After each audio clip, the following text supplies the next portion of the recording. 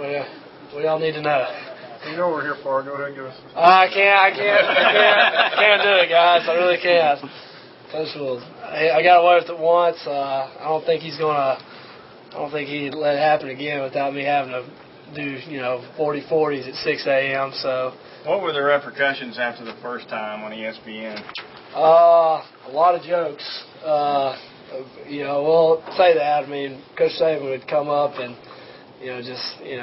casually remark about how a lot of people were telling him that I needed to be running before and after practice, and that any kind of just old high school dog drill you ever heard of, such as roll 100 yards, something like that, it was just things like that. But it was all fun. It wasn't as bad as I thought it was going to be.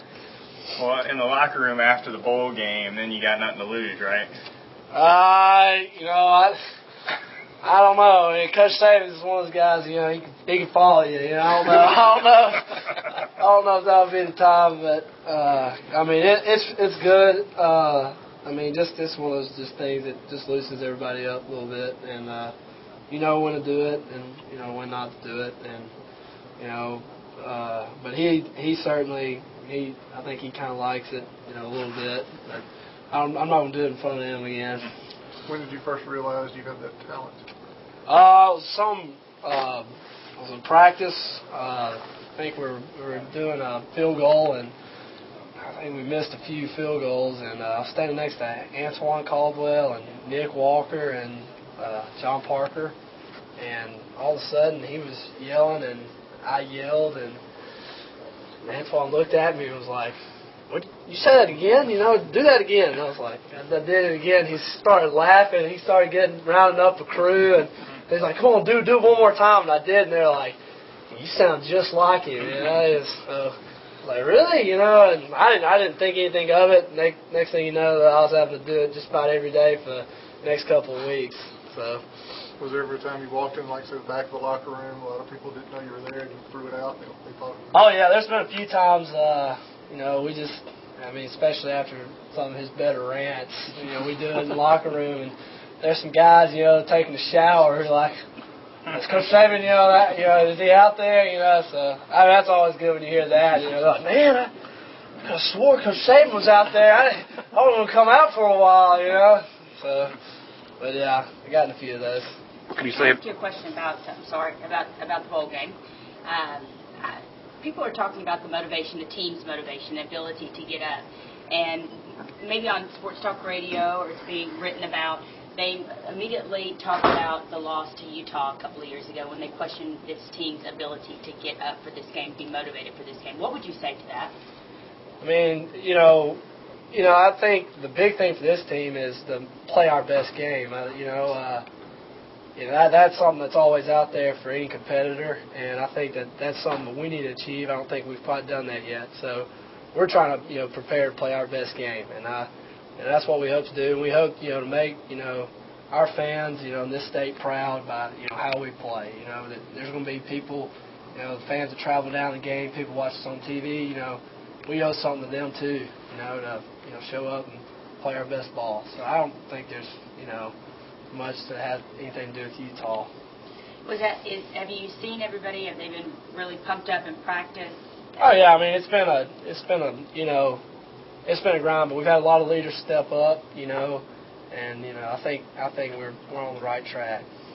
How do you balance between taking the game seriously but also going down there and having a good time?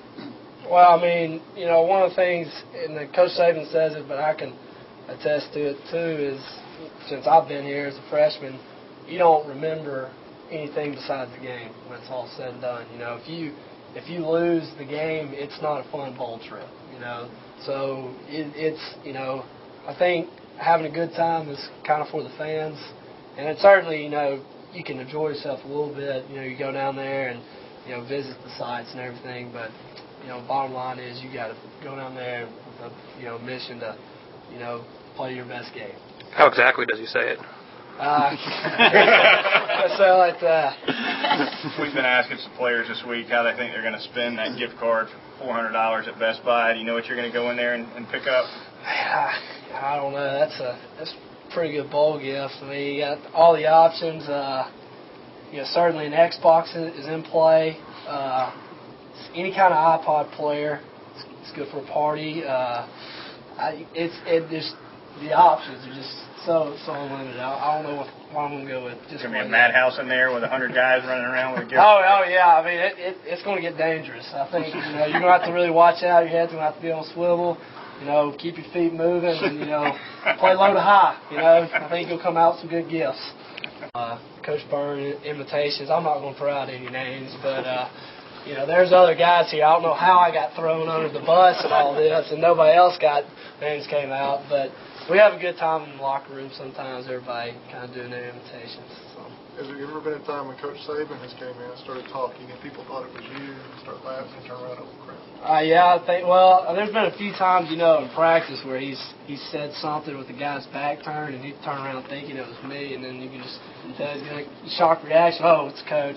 So, yeah, I guess there's been a few times like that. Well, can he do a Rob Ezell impersonation? He claims he can, especially the fourth quarter when, we're doing those drills and, some guys maybe start struggling a little bit. He always says, hey, I need to start impersonating you, bend over a little bit. So he gets back at me for sure. You had a great high school career as a quarterback. Mm-hmm. You probably could have had a good college career going somewhere else. Mm-hmm. Do you ever have second thoughts? No, not at all, really. But, my goal here, the bottom line goal was when I came here, it was all said and done, was that, I wanted to be the kind of player that I felt like Coach Bryant would like to have on his team. Playing that's something, obviously that's a lot, but, to look back at it and say, hey, Coach Bryant, who means a lot, to me and a lot of people, I think that, I think he'll like me, and I think that means a lot to me. What's been the highlight? Just being, part of it. I can't, not really one thing where you say, I was at that moment or that moment, just being a part of what I think is the greatest football program in college football. Thanks, guys. What are your plans? Be a coach, hopefully. Thank you, John. Thank you.